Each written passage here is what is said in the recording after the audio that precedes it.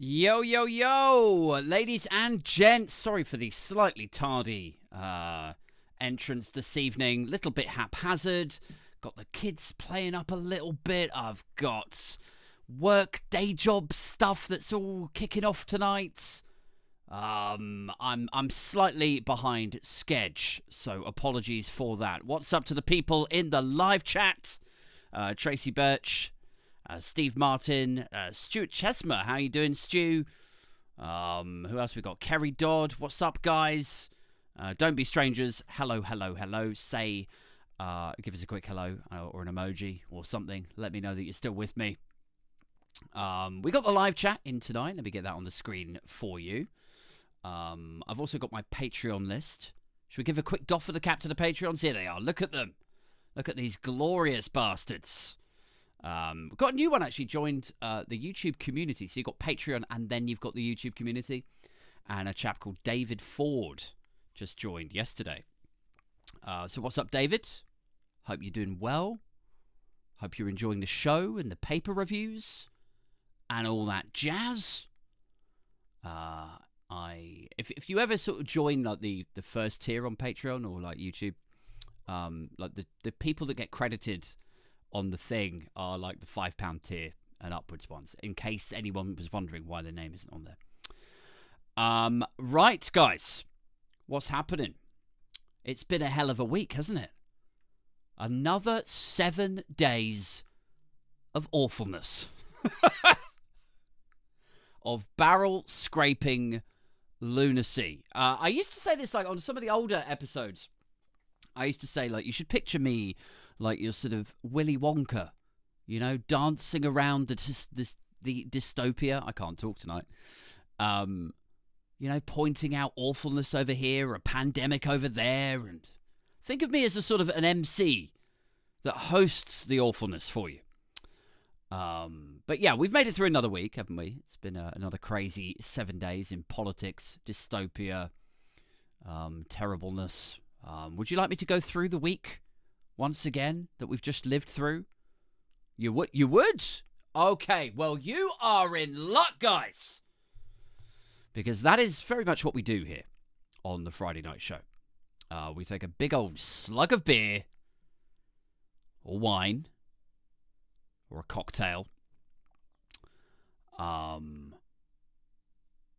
we relive the trauma of the past 7 days. Evening to Christine Cash, by the way. Hello from Atlanta, Georgia. All the way over there. How you doing? Right, let's get into it then. So the last 7 days. How did it start, guys? The week. Well, last weekend, Keir Starmer was saying, don't worry about the triple lock, oldies. Don't worry about the triple lock. I know that the Tories are trying to win you over. You don't need to worry. The triple lock is guaranteed, he said. There will be no cuts to pensions, he said. We're not going to tax your pensions. And then this week he's been saying, don't worry, there's not going to be any hikes in national insurance either, or income tax. And he said, we're only going to tax private schools and homeowners and corporations who can afford it. That's basically been the message that's come out of Labour comms for the last few days. But obviously this being a race against the Tories, against CCHQ, primarily. I mean, we can get on to who is actually going to be the opposition in a minute, perhaps. Recent developments in mind. But the Tories have taken those possible tax hikes and they've then done that thing that they do where they wrap them around every working family in the UK so that then the phrasing of it sounds like every working family are going to get hit with these tax hikes. It's very clever. Like a campaigning magic trick. Monday saw a rightward lean exploding in the European Union with Marine Le Pen bringing some of that retro 2016 populism back on vogue for all of us in Western Europe. Which is, I don't know if you were excited by that, guys. I don't think I was. I was. I think that maybe somewhere out there were people going like, "Oh, phew, oh, amazing." Yeah, I was worried there for a second. I was for a second there. I thought that witless flag waving and dismissing substance and disparaging institutions, I thought that was going out of style, but apparently not. Apparently it's back, guys. It's back in now. Nationalism and populism are back in style. Or, as the voice that is now in my head is correcting me or updating me, is saying, the fash is back in fash. Way! Bit of wordplay for you tonight. On Tuesday, what happened on Tuesday, guys? Tuesday, the Tory manifesto was ejacked onto the political scene with all the pleasure and gratitude of a dead-eyed, drug-addled stud unloading his sack into the third fentanyl-jacked starlet on the porn shoot. They released it to us, guys. They released their manifesto. And I don't know what you guys made of it, but I thought... What did I make of it? I thought that it was probably the first time a political party have put out fan fiction as a manifesto. it was like basically, it was like tantamount to saying, hey, I'm Rishi. And imagine if I were Prime Minister. This is what I would do if I was Prime Minister. And everyone's like, oh, wow, this is awkward, Mr. Sunak, because you literally just were. I was what? You were Prime Minister for a while.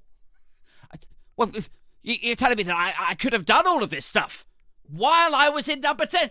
Yeah! You've been PM this entire time. You could have done all these things. God, you must feel silly now. I mean, they were saying all this nonsense, right, when they were releasing the manifesto. And you had all of the usual talking heads, all of the usual coin-op cunts on TV, on YouTube, all over Twitter, all over the Telegraph columnists section, and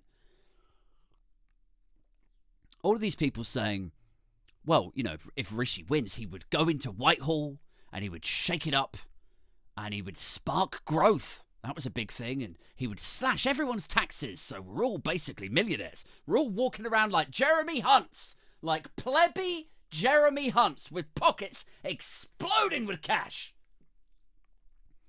That's what he would do. That's what Rishi Sunak would do. And everyone's like, oh, wow. This Rishi sounds really clever. If only we'd had this Rishi the entire time. You know, instead of the other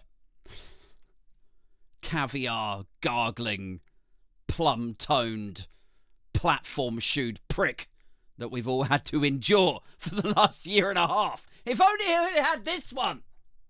Can we get this one, please? Oh, that was only up to Tuesday, guys. We're not even halfway through this last week yet.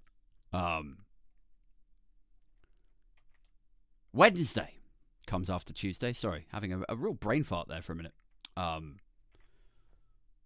Wednesday, the People's Peter Principal, Suella Braverman, was ready to give Rishi Sunak a list of demands. Twice sacked Home Secretary, law-breaking lawyer, Suella Braverman, was ready to give Rishi Sunak a list of demands. And this was basically her saying, if your manifesto fails, and if the polls continue to slide even further, we are going to demand, we on the Suellian right of the Conservative Party, we are going to demand that we bring back town square hangings. That's the first thing. We're shifting rightward.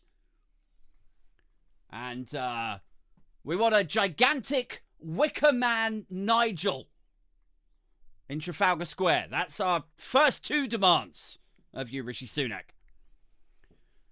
A gigantic Wicker Man Nigel into which we might propel Remainer tofu-eating non-believers and sacrifice them unto our Faragian gods.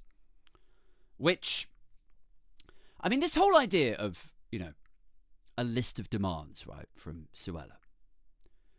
Like, I don't know if you caught the paper review that morning, but I was saying, it never ceases to amaze me how moving further to the right kills them in the polls. They're just going down and down the further right they go. And then when they slide in the polls, their solution in reaction to that is always, do you know what we should do then? We should go further to the right. It's like how are you getting to that conclusion? I mean, it really is. I'll tell you what it's like. It's like a rabid, maniacal sex predator, right? Picture that in your head. Imagine he gets a suspended sentence for harassment and stalking, right?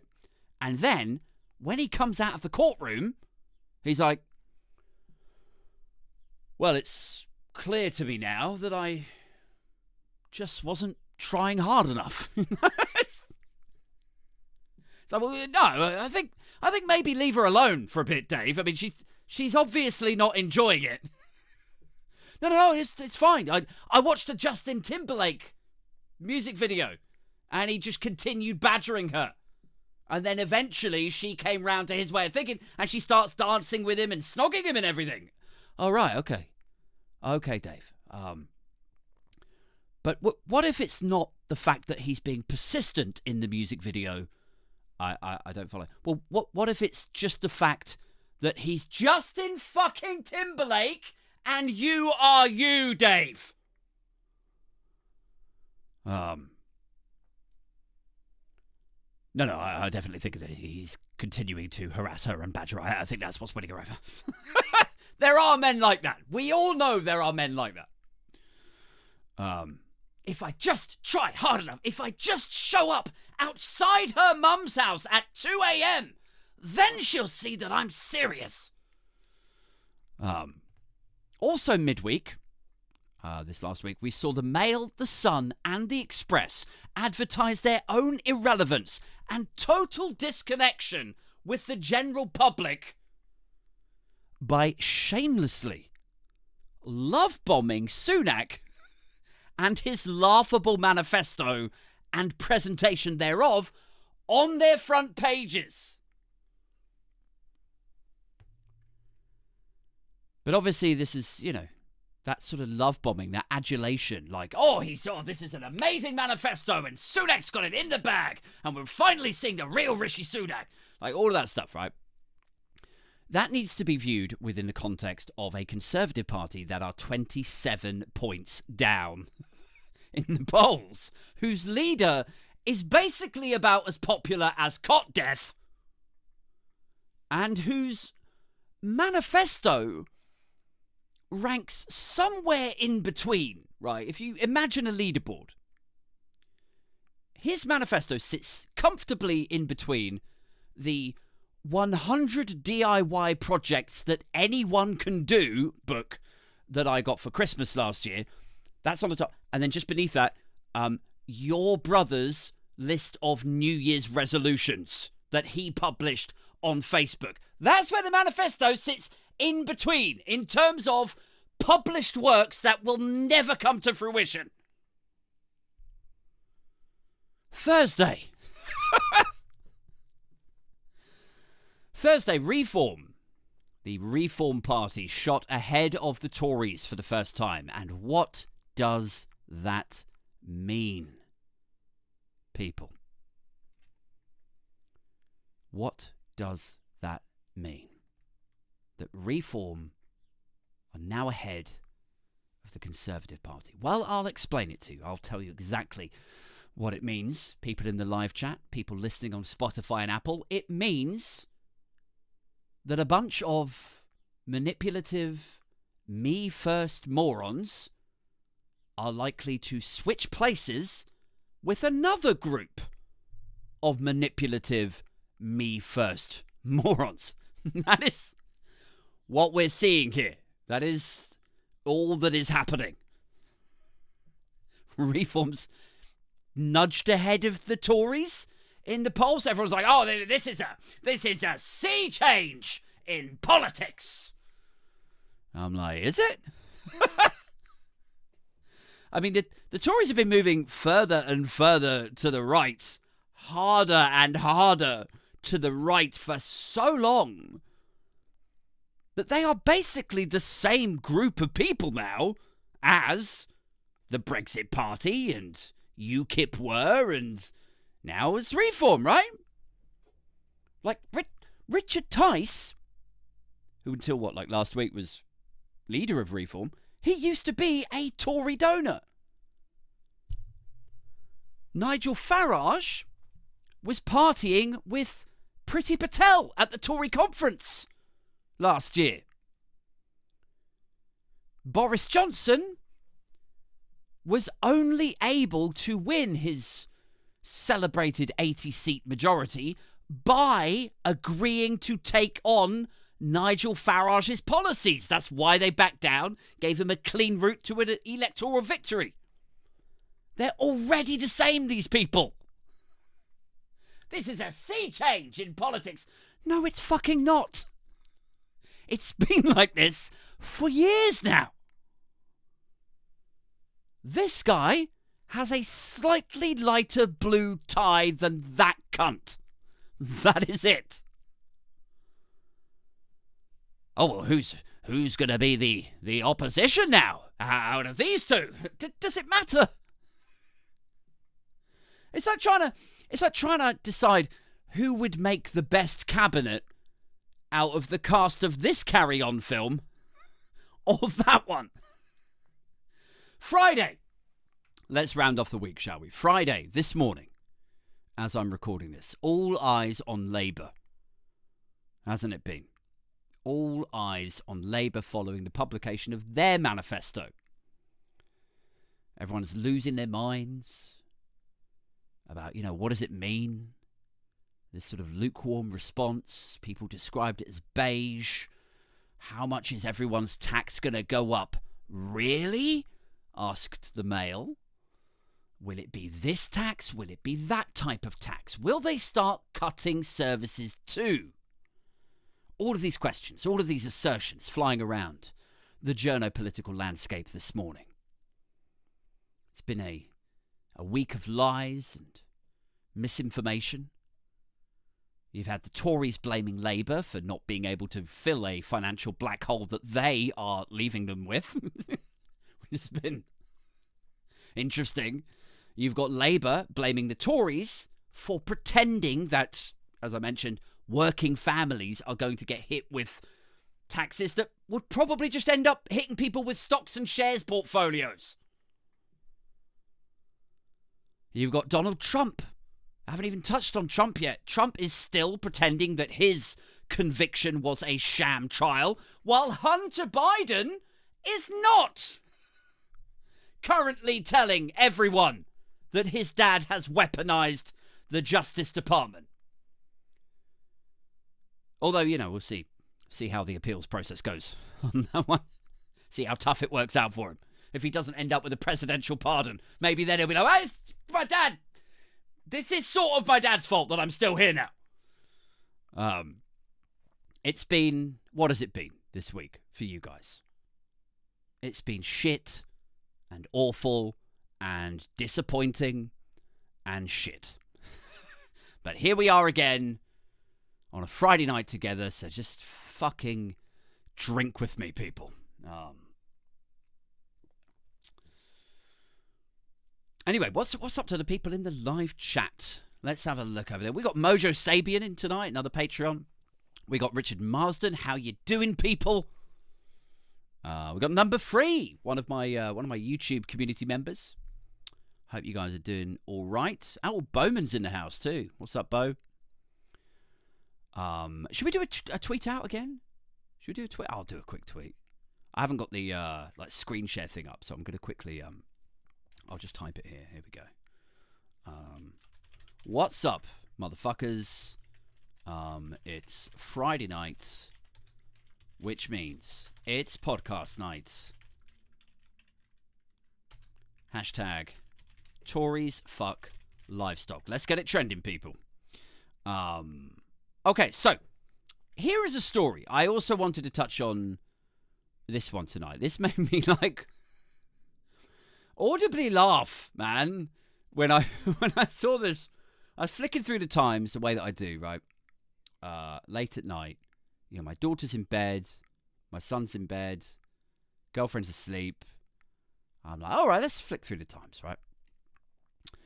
And I found this story, and as soon as I read the headline and the little subheading, I was just in fits. See what you guys make of it.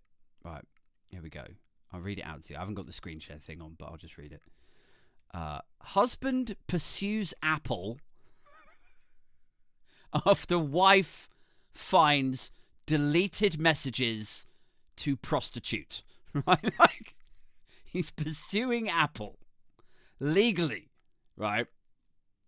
Husband pursues Apple after wife finds, quote unquote, deleted, which we're going to get onto in a minute, his deleted messages to prostitute. So let me give you the synopsis in case that's not really clear, right?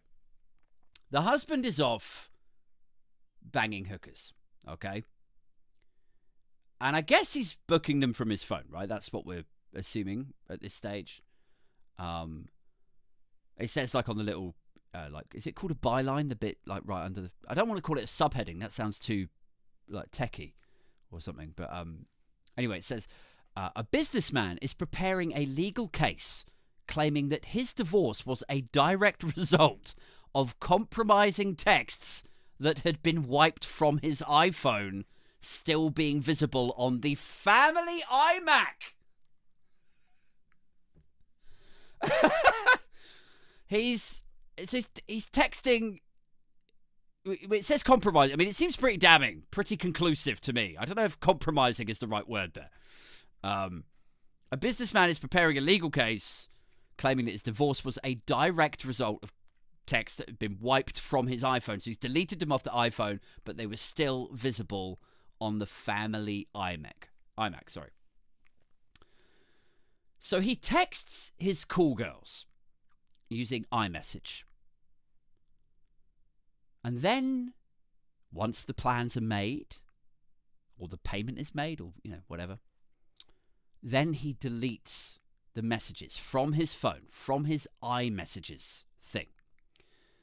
But because the iPhone is connected to the family Mac, MacBook, iMac, whatever, I guess they got the same iCloud account signed in or something, then the wife finds it and then divorces him. And somehow this is Apple's fault. I mean, this guy has to be a Tory MP, doesn't he? That was the immediate conclusion I ran to. I was like, this sounds so Tory. The sleaze, the total lack of responsibility. It says, an unfaithful husband who arranged meetings with prostitutes via messages on his iPhone is pursuing legal action against Apple after his wife discovered that his deleted messages were still stored on a linked computer. It says, Richard, not his real name. No shit. Richard said he had turned to prostitutes in the last years of his marriage and had arranged the meetings through the iMessages app. I mean, I didn't realise that Apple offered that service in iMessages. That seems like an obscure horny feature to bother implementing into iMessage. Oh, okay, fine. He says, so in the last years of his marriage, and he had arranged the meetings through iMessages. After making the arrangements, he would delete the messages, believing that the trail of his infidelity had been hidden. So he thought he'd covered himself. Now I'm free. I can go off and bang the hookers. It says, however, when his wife clicked on the same app on the family iMac, it showed that the last message he had sent to another person's iPhone was to a prostitute. Which is, doesn't that sound a bit weird? Like how would you know it was to... do prostitutes have their own like code? Is it like 07711? Or was it like a +90? No, like, do you remember those old phone numbers in the 90s where they would like advertise it in between like Eurotrash or something like, you can phone this girl 50. Something like that. So she just like, so is that what happened? Do they have their own specific? She's like, all right, I think I know what's going on here. Or is it just like, some woman's like, yeah, see you later, baby. Or anyway, something weird about that, isn't it? It says, when she looked further, she found several years worth of supposedly deleted messages to prostitutes. She filed for divorce within a month. All right? Within a month. Done. And, I'll tell you what I'm gleaning from this, guys. I am gleaning that this poor man made a commitment, okay, to his wife in sickness and in health, for better or worse. And she did too, okay?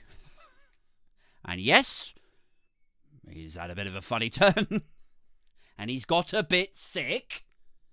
And he's done some unholy things, probably, to some dead-eyed, fentanyl-jacked hookers that I was referencing earlier in the Tory manifesto bit. Because, yes, I have limited comedic references, guys. You found me out! Like a clumsily deleted iMessage on the family iMac. Clearly. But yes, he's had a bit of a funny turn. But what I'm gleaning from this, people, is that it sounds to me like she's a quitter. Okay? And maybe that was the actual problem. Maybe that's like... Maybe their marriage wasn't perfect, Maybe she couldn't stick at things. She never had one enduring interest or hobby. And whenever he asked her to do something, maybe she would get distracted, wander off, and now, lo and behold, he gets a little bit sick, but in sickness and in health and all that, and she's just throwing in the towel. Maybe that's what's happened here. I think that's what's happened here. And now, what does it say next? Let's have a look. It says, Richard, a middle-aged businessman and father who lives in England but does not want to disclose his hometown. Suddenly now he's all about discretion. Can't be too careful. He's like, I'm not falling for this again. Leaving no breadcrumb trail at all. He doesn't want to disclose his hometown. He's pursuing legal action against Apple in the hope of recovering more than £5 million that he lost in the divorce, plus legal costs. How is that not a Tory? Read that blurb in the Times, man. £5 million he's lost in a divorce because of this. And he's got trouble deleting his messages. How is that not a Tory MP? He ticks every box, doesn't he? And there's a little bit further down where he says he considered his marriage to be actually pretty good up until that point, which I quite like. Quite like that bit. I'm like, yeah, I'm sure it was pretty good up until that point. Until the point your wife found out about the prostitutes, I think it was probably okay. I mean, it's a bit like, do you remember the Angus Deaton scandal that exploded into the newspapers, and it, culminated with him being taken off of Have I Got News for You, of course. But it's a bit like imagine Angus Deaton sues the News of the World for exposing. He's like, well, my career had been fine up until that point. Yeah, I'm sure it had, Angus. I'm suing the News of the World for lost earnings. But right, okay, good luck with that. I mean, here's a question for you, right? People in the live chat. Here is my question for you guys tonight. Given that he thinks this is all Apple's fault, and given that he thinks his marriage was actually quite good up until that point, do we think that maybe his wife possibly regrets kicking him out?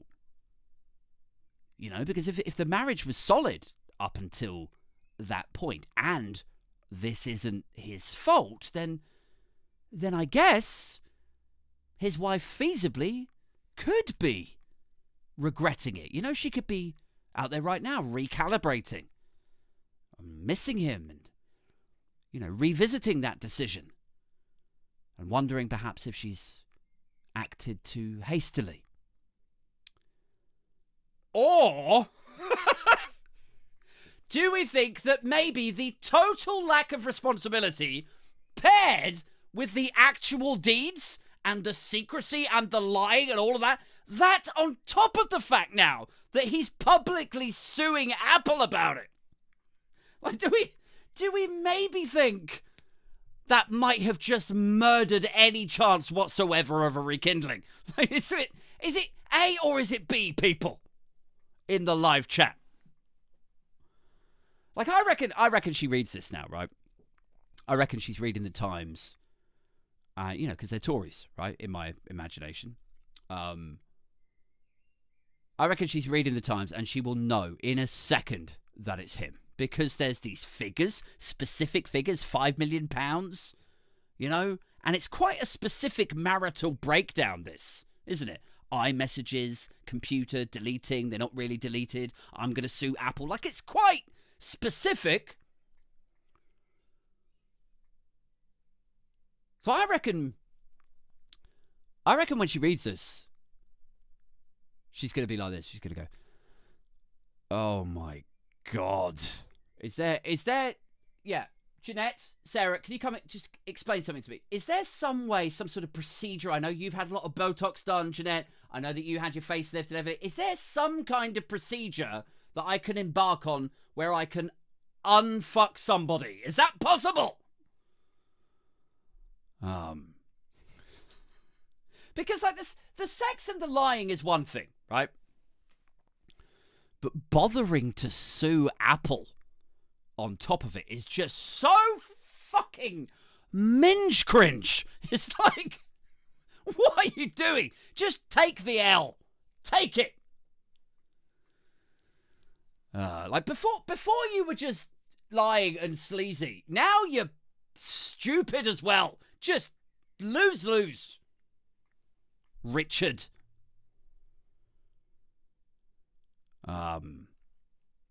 Let's nip over to the live chat, shall we?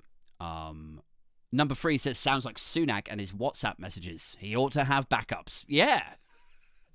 I mean, this is the thing. Like, how is it possible that this guy can delete his messages and then his wife goes finding them?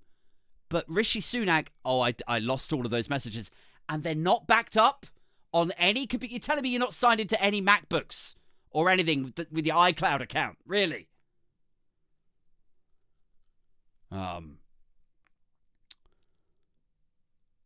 Anyway, there's one more story that I wanted to touch on tonight. Final story for you. before I must leave you. Go back to my day job. Hopefully wrap up work in time to have a beer tonight at some point. But yeah, no prizes for guessing the story that I wanted to touch on last. It sort of goes back to the run-through of the week that we've just lived through, right? But the final story I wanted to talk about was Reform overtaking the Conservative Party tonight. So that happened yesterday. There's only one poll, as I understand. But it happened yesterday, and, I suppose it is a significant moment for all my, snarkasm earlier in the show. They are... I see them as basically identikit conservative capitalist ultras, disaster capitalists, self-serving sociopaths, whether it's Tories or Reform. But it is a significant moment for a new party to overtake the Tories, right?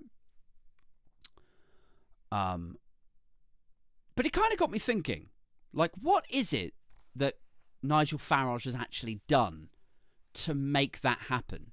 How has he managed to galvanise supporters to such an extent in such a small space of time, from where Tice was, which was 15%, to now to gain 4 extra points, 19% in about a week, is pretty incredible. What has he done to G up the crowds to that extent? And the answer really is, Keir Starmer called it a circus, right? I sort of look at it more as, it is sort of in that territory, but it's more about showbiz. It's more about putting on a good show. Circus makes it sound crazy and haphazard. I think for Farage, who is undeniably a fantastic or very effective communicator for his clique, if you like, for his crowd, his followers, what he does is he puts on a show for people. And that in itself, when I started to think about that, I started kind of going levels deep with it. I was like, that presents a really troubling reality to us. Because, and this isn't particularly funny, so I apologise for the total lack of satirical output towards the end. But I thought it was an interesting thing to tap into on tonight's show, is the different skill sets that we get from political campaigners versus who we would actually need as our prime ministers, right? You've got campaigners over here, and then you'd have competent PMs over there. So Boris Johnson, campaigner. Big red buses, flying down the zip wire thing, getting stuck, doing silly stunts, being a bit of a buffoon. Effective campaigner. Nigel Farage, effective campaigner. But neither of them would be or have been any good in high office. Everybody knows that.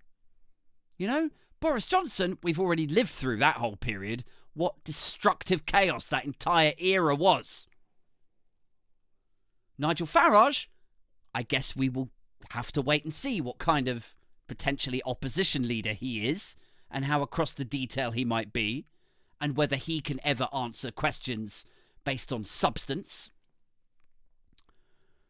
But what makes a good PM? So here you've got the campaigners, right? The bluster, the slogans, shouting, big red buses. What makes a good PM?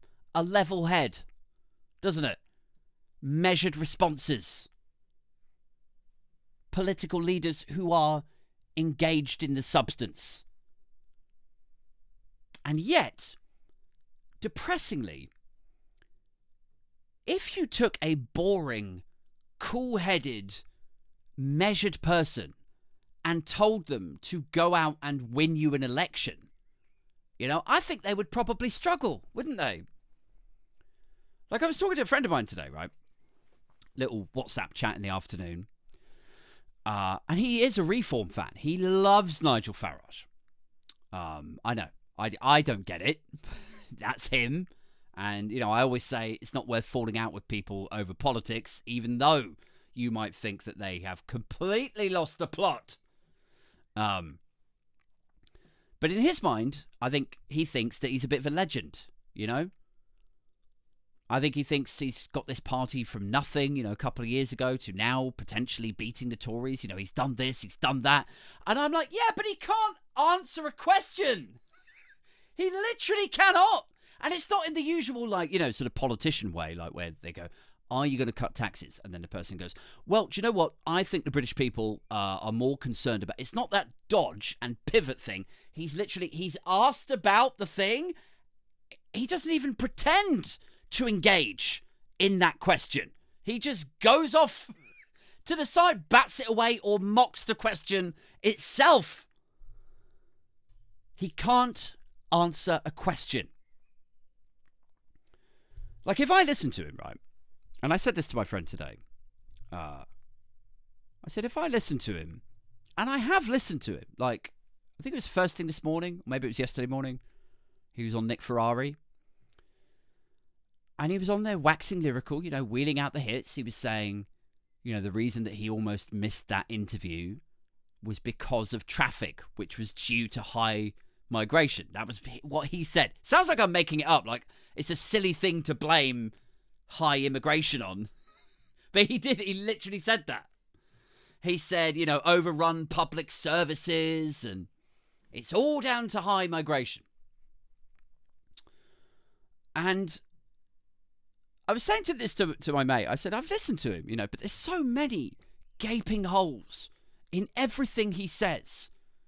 And he's never challenged on it. And he never, in the rare event that he is challenged on things, he never responds to the challenge or the substance of that question.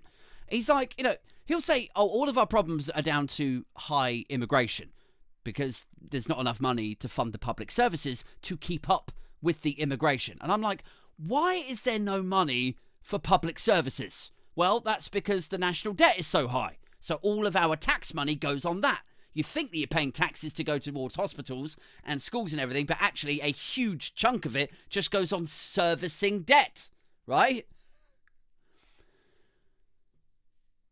And then I'm like, well, why is the national debt so high? Well, let's talk about that then. Well, because we have a shit ton of old people in this country. So, well, okay, so old people need a lot of care. They have a lot of doctor's appointments and operations and pensions to pay for. It's so much money coming from the state, going to this ballooning number of old people in the UK.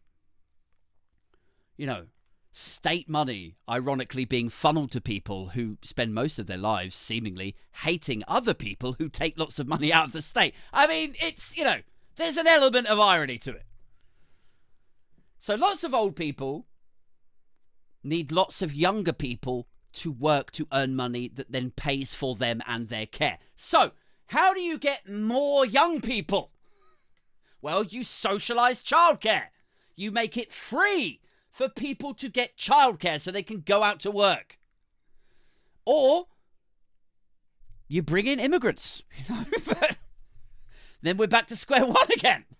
I mean, this is what I'm saying to my friend this afternoon. I'm like, I know that you love him. I know that you love his party and you think he's a bloody legend. But I'm here to tell you, when he talks about this stuff and blames it all on high immigration, we've just literally, it may sound really roundabout, but we've actually just gone through the entire trajectory and ended up back at needing fucking immigrants again. So his solution, we've got to bring down the immigrants, is just going to deprive us of more tax money, which will then go into solving or servicing the national debt. And then we're just going to need more immigrants or to socialise childcare. And by this point, he's just like, God, you're so indoctrinated, aren't you? I'm like, I am I? Christ. You could avoid both of those things. You wouldn't need immigrants or socialised childcare if you just had growth. Oh, well, we'll get growth then, won't we? By joining the single market? Absolutely not. No, I'm not getting back into bed with the EU. Right, okay. Yeah, I had an inkling. You probably wouldn't like that. So take your pick. Which is your poison? Socialised childcare, high immigration, or magical growth with the single market? Take your fucking pick. I mean, I imagine, right, if somebody actually sat Nigel Farage down, if they literally just sat him down and they had an honest conversation with him, imagine that. in the green room, just before he's about to become Prime Minister, let's say. Imagine if someone actually sat him down and said, like, I mean, were you not even trying to offer actual solutions then? Were you not even, like, this whole time, Nige, at this most perilous, tumultuous of geopolitical times, when actually what we need is stability and cool heads and measured sensibilities? You weren't even trying to think about the smartest way to solve these problems when you were out there whipping everyone up into a frenzy? You didn't even think for a second, how is this going to work when I am charged with implementing it, when they expect me to govern them? And I imagine him just sort of, sitting back and going like, govern?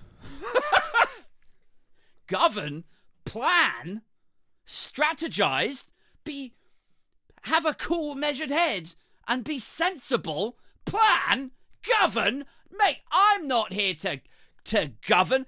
I'm just here to make them feel good.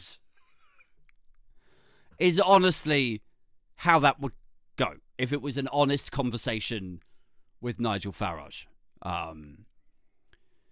Guys, I've got about 5 minutes and then I'm going to have to go. What's up in the live chat once again? Kerry Dodd saying, "Doff for the cap to you too, Mojo." I like it when I see my Patreons saying "a" to each other.